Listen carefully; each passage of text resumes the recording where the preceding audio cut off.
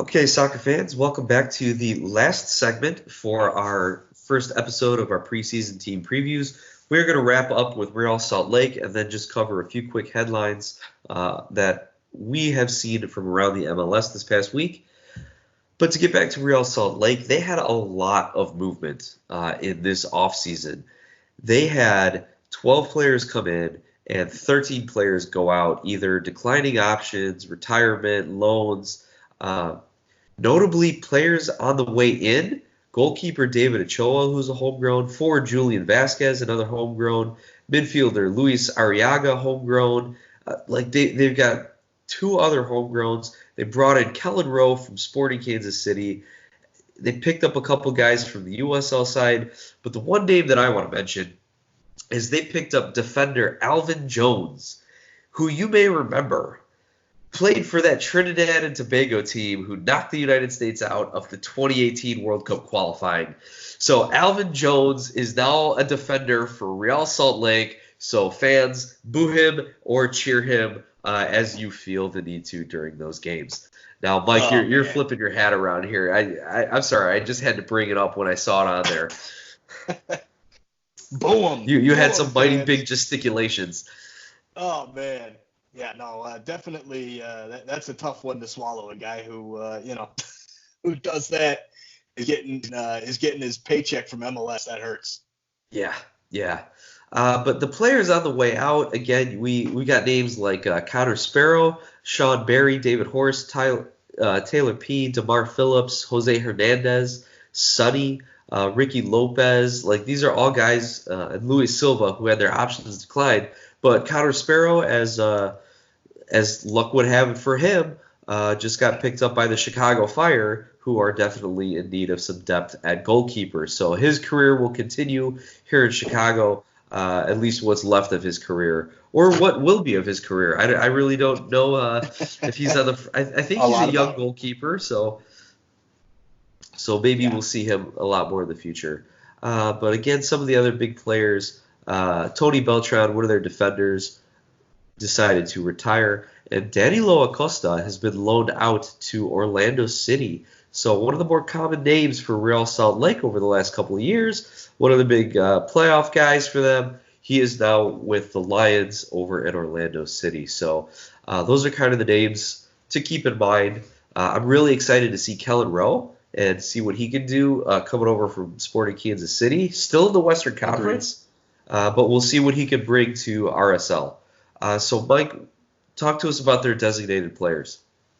Yeah, so they've got 2 out of the 3 DP spots filled as of right now. Those 2 DPs are Sam Johnson, the forward, who had a good end of the season last year.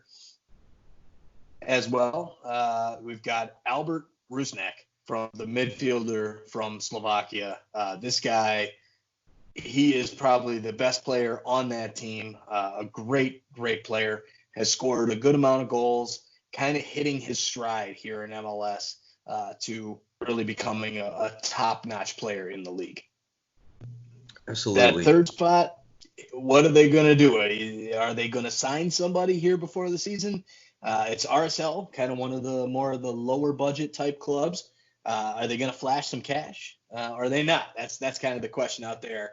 Do you have any inside track on that there, Nick, or any thoughts on that? Look, they spent so much time trying to re-sign Kyle Beckerman.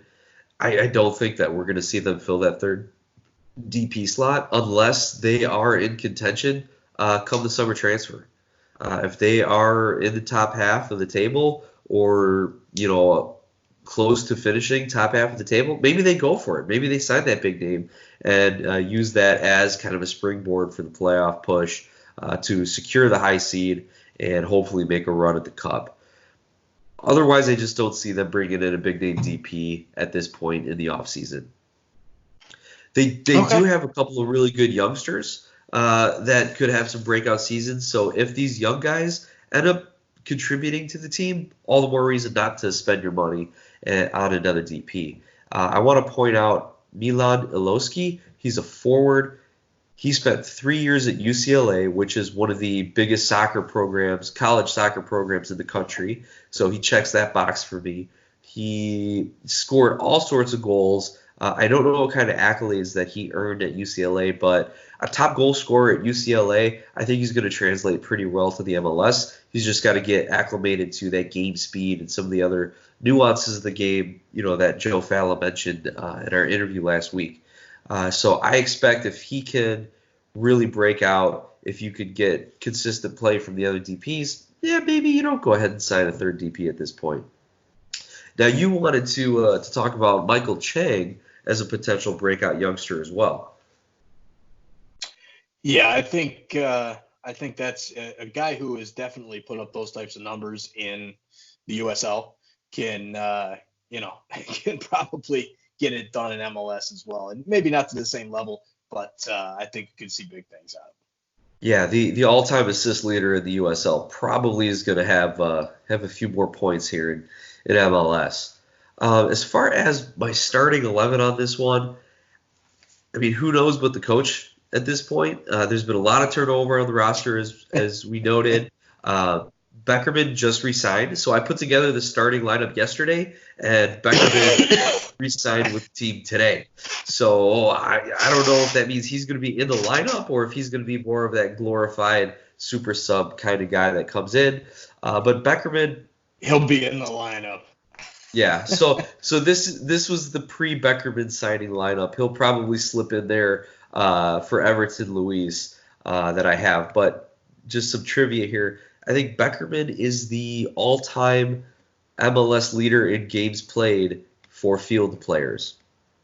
Okay. And I'm pretty sure Nick Romano is the all-time leader in games played. So two guys for RSL are leading the MLS there.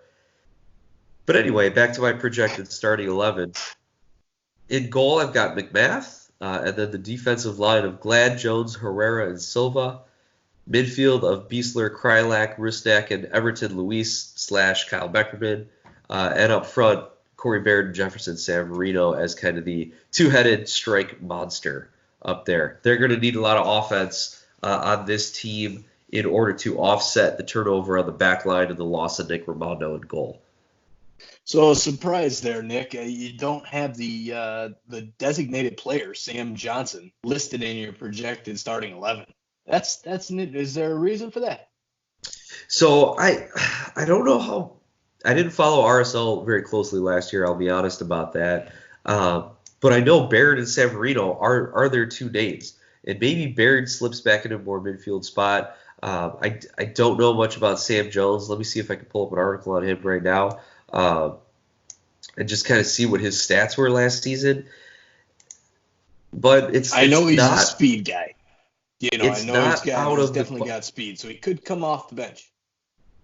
It's not outside of the realm of possibilities for a DP to not be your regular everyday starter. So it sounds ridiculous. It sounds it doesn't sound like you're getting your value here, but looking at his stats from last season, which was his first season with RSL, he only started 15 games. He played in 24 and only scored 9 goals. So even though he is a DP striker, he really did not get as much time as one would think. Maybe you see an increased role. Maybe you see him emerge in the second half of the season. But based on what he did last season, I don't feel so terrible about leaving him out of the starting lineup. All right. Good point. So with that, Mike, who do you believe is the most important player on this team? And then we can jump into the ceiling and floor predictions. Yeah, so no question on this one. In my opinion, and I'm sure the opinions of many other people, it's got to be Albert Rusnak. He's the best player on that team, hands down. Maybe Corey Baird, Savarino push him for that spot in the next couple of years, but right now it's definitely Albert Rusnak. They need the playmaking that he can provide, as well as to be able to control the mid and help both the offense and the defense. So I think he's definitely their most important player. I agree with that 100%, and we'll see if anyone emerges on the defensive side for RSL. We know they can score goals, and they have scored goals in the past, but we'll see if the defense can hold it together enough to win a few games. And if I remember, like RSL had a very even goal differential last year, because one game they'd win 4-0, the next game they'd lose like 3-1 or something like that. So it was feast or famine for RSL. So we'll see if the defense anyone can step up and balance that out. As far as my ceiling though, despite all of that, what we've said, I really think that their best case scenario is a low playoff seed, somewhere in the 5-7 range. Going away for that first game. If everything comes together, the Western Conference is stacked. So for RSL to have a great season, they're still probably going to finish behind LAFC, Seattle, and whoever else in the West emerges. SKC could be resurgent. The Galaxy with Chicharito. Like, even if RSL has a good season, they're probably only finishing 5th or 6th or 7th. For a floor, to me, it's just an utter collapse. There's a hangover after the Beckerman deal and all of that. That took forever to get done. They lose Acosta and Raimondo. The defense is in shambles, and they just fall apart. That to me is the floor, and they end up as one of the worst teams in the West. With that now, we'll wrap up that RSL preview. Their first game is the 29th of February at Orlando City. So again, a little East-West to open up the season. We'll see how they can fare against Orlando City, what starting lineup they roll out, and how much Kyle Beckerman's going to be involved now that he's re-signed officially.